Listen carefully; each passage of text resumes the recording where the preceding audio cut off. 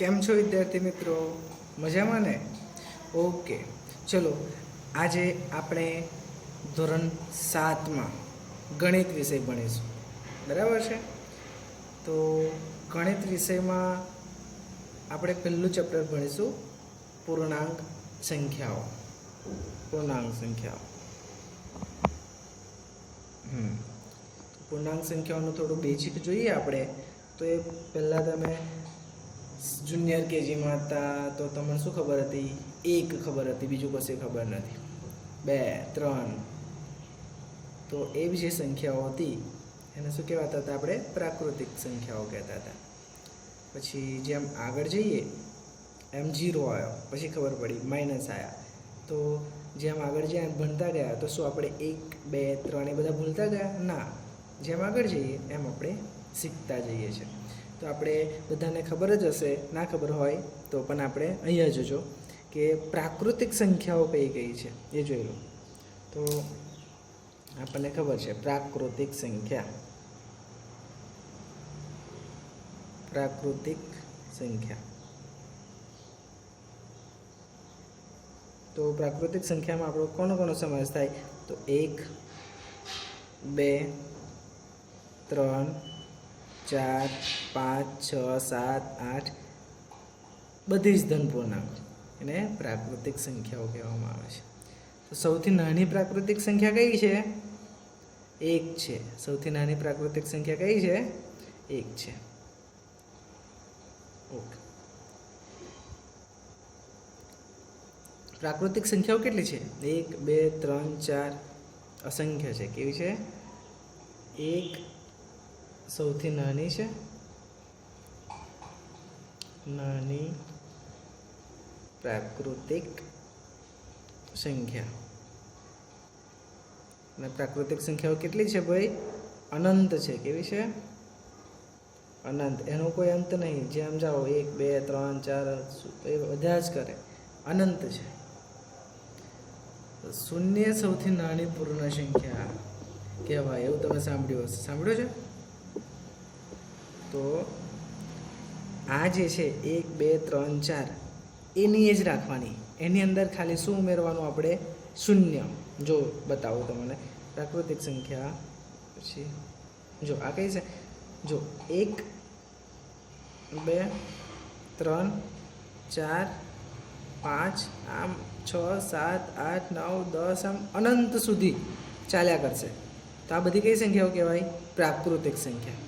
પણ આ પ્રાકૃતિક સંખ્યા જે છે એની અંદર ખાલી 0 શૂન્ય ઉમેરી દો તમે તો પછી 0, 1, 2, 3, 4, 5 આ સંખ્યાઓને આપણે કઈ સંખ્યા કહેવામાં આવે છે? પૂર્ણ સંખ્યાઓ.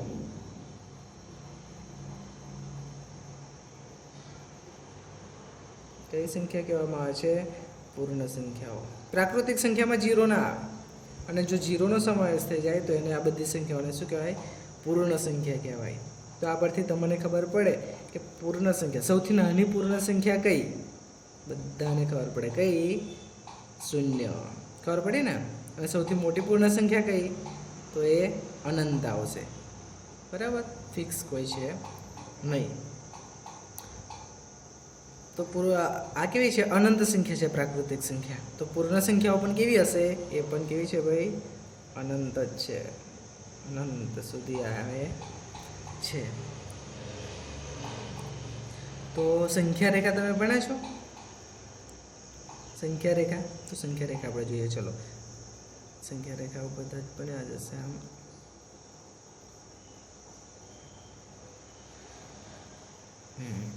અહીંયા 0 છે અને આ બાજુ જઈએ આપણે જમણી બાજુ તો 1, 2, 3, 4, 5, 6, 7, 8, 9, 10 એમ આવ્યા કરશે. બરાબર? તો 1થી આ બધી પૂર્ણ સંખ્યા કહેવાય અને 0 ઉમેરે પૂર્ણ નહીં, પ્રાકૃતિક સંખ્યા કહેવાય. જો 0 આવી ગયો તો આટલી સંખ્યાને શું કહેવાય? પૂર્ણ સંખ્યા કહેવાય. પરંતુ આ સંખ્યા રેખા ઉપર 0ની ડાબી બાજુએ એટલે કે આ બાજુએ કોઈ પૂર્ણ સંખ્યા નથી. આ બાજુ શું આવશે? 0થી નાનું. આ બાજુ -1 એટલે કે -1. -2 -3 -4 -5 -6 એવું ચાલ્યા કરશે. તો આટલી જે સંખ્યા છે આ અહીંથી આ બાજુની દરેક એ કઈ સંખ્યાઓ આપણે જોઈ? પ્રાકૃતિક સંખ્યાઓ. પણ એની અંદર 0 ઉમેરી લઈએ, 0થી લઈએ તો આ કઈ સંખ્યા કહેવાય? પૂર્ણ સંખ્યાઓ. પૂર્ણ સંખ્યા એટલે આ બાજુ, બરાબર? અહીંથી 0થી લઈને આ બાજુ. તો 0ની કઈ બાજુ છે? આ જમણી બાજુ છે. અને 0ની આ કઈ બાજુ છે? ડાબી બાજુ છે. તો 0ની ડાબી બાજુએ કોઈ પણ પૂર્ણ સંખ્યા નથી. આ તો ઓછા છે. તો 0ની ડાબી બાજુએ જતા શું મળે છે આપણને? ઓછા મળે છે. અને 0ની જમણી બાજુએ જઈએ તો આપણને પ્લસમાં મળે છે, એટલે કે સરવાળો મળે છે. તો હવે આ સંખ્યા ઉમેરાય તો 0 1 2 3 તો આ ઋણ સંખ્યાઓ છે અને આ કેવી છે? ધન. જમણી બાજુ કેવી હોય સંખ્યાઓ? ધન હોય. અને ડાબી બાજુ કેવી હોય? ઋણ. ઋણ એટલે કે ઓછા ઋણ હોય છે. બરાબર છે. તો હવે જો જમણી બાજુ ધન પૂર્ણાંક આવે, ડાબી બાજુ ઋણ પૂર્ણાંક. તો જેમ જમણી બાજુ જઈએ ને એમ સંખ્યા મોટી થતી જાય. જેમ કે 0 કરતાં 1 મોટા છે, કારણ કે જમણી બાજુ 1ની જમણી બાજુ 2 છે એટલે 2 મોટા, 3 મોટા. એટલે જેમ જમણી બાજુ જઈએ એમ સંખ્યા કેવી થતી જાય? મોટી. ચલો હવે તમે મને કહો 2 છે અને 5 છે, તો 2 અને 5 એમાંથી કોણ મોટું? 2 અને 5.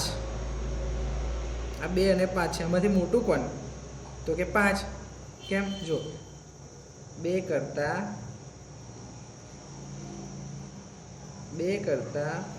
5 મોટા છે.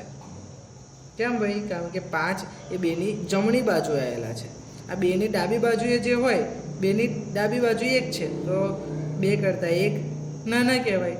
તો સમજો કે જમણી બાજુ જેમ જાય એ મોટું કહેવાય અને ડાબી બાજુ આમ આવે તો કેવું કહેવાય? એ નાનું કહેવાય. તો તમે મને કહો 0 મોટા કે 1 મોટા? તો 1 મોટા, કારણ કે 0ની જમણી બાજુ 1 છે સંખ્યા રેખા પર. હવે તમે કહો 0 મોટા કે -1 મોટા? તો 0 મોટા. કેમ? કારણ કે -1ની જમણી બાજુએ 0 છે. તો 0ની ડાબી બાજુ છે એટલે આ 0 કરતાં નાના કહેવાય. બરાબર? ખબર પડી? ફરી જો આ 3 છે, 3 અને -1 છે, તો આ બેમાંથી મોટું કોણ? 3, કારણ કે 3 એ 0ની જમણી બાજુ છે અને -1 એ 0ની ડાબી બાજુ છે. બરાબર છે? ઓકે. તો +1 અને -1 આ બેમાંથી કોણ મોટું? તો કે 1 મોટા, કારણ કે 0ની જમણી બાજુ. આના પરથી આપણે કહી શકીએ કે સંખ્યા રેખા પર આ 0 છે એની જમણી બાજુની બધી સંખ્યા મોટી હોય છે, મોટી થતી જાય એમ દૂર જાય, અને ડાબી બાજુ જતાં નાની થતી જાય. ચલો તમને કોઈ એવું પૂછે કે -2 છે અને -3 છે, આ બેમાંથી કોણ મોટું? આ બેમાંથી કોણ મોટું? કોણ કહેશે? -3 મોટા કે -2 મોટા? તો તમે બધા બોલ્યા છો મનમાં કે 3 મોટા, પરંતુ 3 મોટા નથી. કોણ મોટું છે? 2 મોટા છે. કેમ? કારણ કે અહીંયા જો -3 અને -2. તો આ કઈ બાજુ છે? આ ડાબી બાજુ છે. આ જમણી બાજુ છે 2 અને આ 3 એ ડાબી બાજુ. એટલે સંખ્યા રેખા ઉપર જેમ જમણી બાજુ જતા જઈએ આમ જમણી બાજુ, તેમ તેનું મૂલ્ય વધતું જાય છે. 3 અને 2 બંનેમાંથી મોટું કોણ છે? તો કે 2 મોટા, કારણ કે 0ની નજીક છે આ બાજુ. બરાબર? આ બાજુ જઈ શકે છે. ખબર પડી? ફરી જુઓ કે -3 અને -4. -3 અને -4 આ બેમાંથી મોટું કોણ? જો અહીંયા -2 અને -3 આમાંથી મોટું કોણ ભાઈ? આ મોટા કહેવાય. બરાબર છે? -3 અને -4 આ બેમાંથી મોટું કોણ? તો અહીંયા જો -3 આ બાજુ 0ની નજીક છે, એટલે કે જો 0થી વહેલા આવશે 1 2 3 અહીંયા આવી ગયા. બરાબર ને? એટલે આ 0ની નજીક છે એટલા માટે 3 એ મોટા, આ 3 એ મોટા છે કોના કરતાં? 4 કરતાં, પણ ઓછા છે એટલા માટે. ખબર પડી? કારણ કે 4 એ ડાબી બાજુ છે, 3 એ જમણી બાજુ છે. તો જમણી બાજુ હોય, જમણી બાજુ એ કેવું હોય? મોટું હોય. તો -4 અને -3 મોટું કોણ? બરાબર છે કોણ? -3. બરાબર. બીજું, ધન પૂર્ણાંક અને ઋણ પૂર્ણાંક કોને કહેવાય? ધન પૂર્ણાંક. ધન પૂર્ણાંક કોને કહેવાય તે જો કે 0 છે ને, 0ની જમણી બાજુએ આવેલી આ બધી જ સંખ્યાઓ ને ધન પૂર્ણાંક કહેવાય. શું કહેવાય? 0ની જમણી બાજુ આવેલી સંખ્યાને શું કહેવાય? ધન પૂર્ણાંક કહે છે. ઉદાહરણ તરીકે કોણ કોણ આવે? 1 2 3 4 5 બધા જ આવી જાય આ બાજુના. ઋણ પૂર્ણાંક કોને કહેવાય? ઋણ પૂર્ણાંક. સાચી વાત છે, બોલો તમે. બરાબર બોલો કે 0ની ડાબી બાજુ આવેલી સંખ્યાને શું કહેવામાં આવે છે?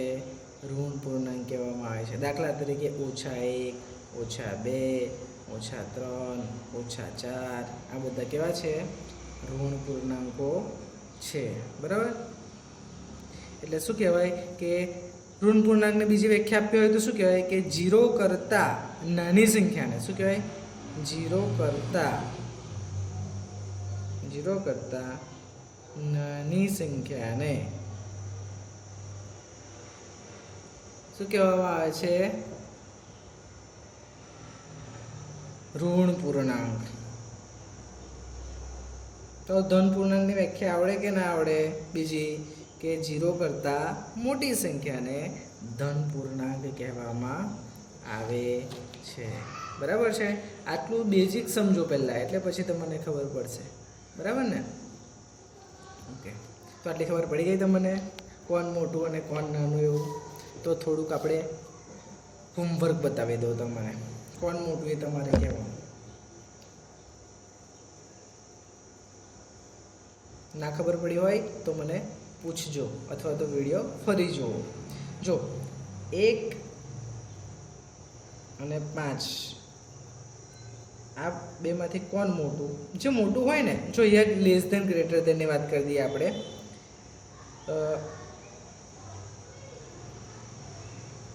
આ જે છે ગ્રેટર ધેન કહેવાય. શું કહેવાય એને? ઇંગ્લિશમાં કહેવાય છે એને ગ્રેટર ધેન, અને આને લેસ ધેન. બરાબર. Greater than, less than. તો તમારે એવું યાદ રાખવાની જરૂર નહીં હમણાં, વાંધો નહીં. જો તમને સાદી ટ્રીક શીખવાડું છું. એક શું કરવાનું કે આ એક પખ્યું અને બીજું પખ્યું, આ બાજુ કેટલા પખ્યા છે? 2, અને આ બાજુ 1 છે. બરાબર. તો જે મોટું હોય એની બાજુ 2 પખ્યા આવે એવું મૂકવાનું તમે. તો 1 અને 5માં મોટું કોણ મોટું? 5 મોટા. સરસ. તો આવું મૂકવાનું. 5 બાજુ 2 પખ્યા આવે. બરાબર. પછી બીજો દાખલો તમને કહું કે 2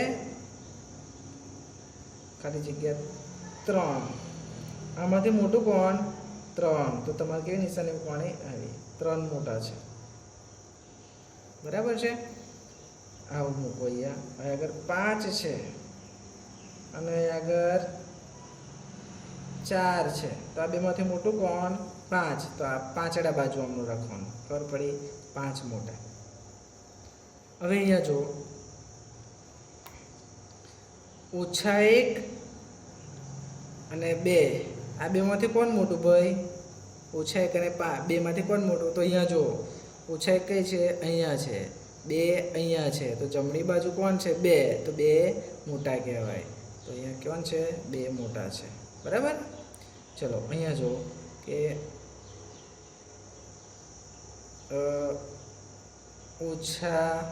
-0 રાખો. સોરી, 0 અને -1. તો આ બેમાંથી કોણ મોટું કહેવાય? કોણ મોટું કહેવાય? -1?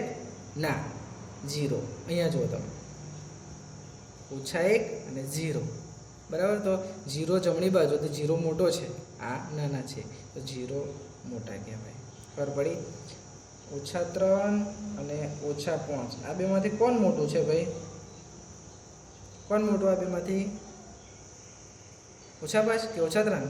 -3 મોટા કહેવાય, કારણ કે જો -3 અને -5 તો જો અહીંયા આવે, -5. તો જો -3 અહીં છે, -5 આ, તો આ જમણી બાજુ છે, તો આ મોટા કહેવાય -3. -3 કહેવાય મોટા કહેવાય. ઓકે, આજે આટલું રાખો. પ્રાકૃતિક સંખ્યા કોને કહેવાય? પૂર્ણ સંખ્યા કોને કહેવાય? ધન પૂર્ણાંક કોને કહેવાય? ઋણ પૂર્ણાંક કોને કહેવાય? એ બધું જ તમારે કમ્પ્લીટ સમજવાનું છે. ના ખબર પડી હોય તો ફરીથી વિડીયો જુઓ અને આ સંખ્યા રેખા આપણે યાદ રાખો. બરાબર છે? ઓકે, બીજું આપણે કાલે ભણીશું.